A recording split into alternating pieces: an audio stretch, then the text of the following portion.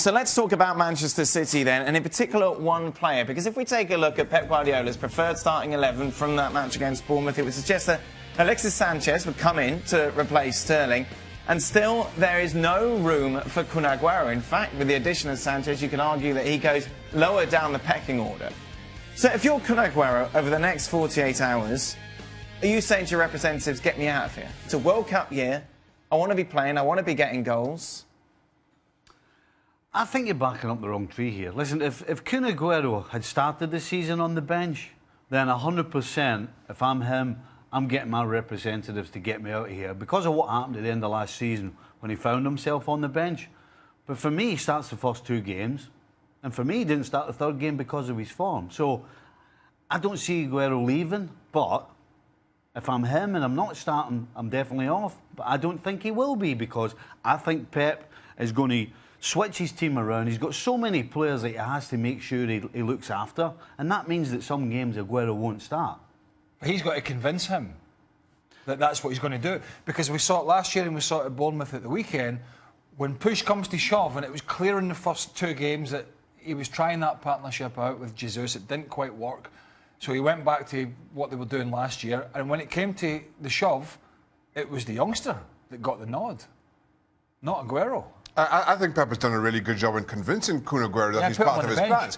No, but if I'm Kun Aguero, ever since Gabriel Jesus got in and started getting nodded ahead of me second half of last season, I'm having my representatives look around, know who's looking at what level is their interest. Okay, you get back in the squad because of Jesus' injury. So if at this stage, 48 hours before they close the transfer window, there still isn't a whole lot more noise from Kun Aguero in terms of leaving or clubs being interested, at this point, I think he's happy with whatever it is Pep is selling.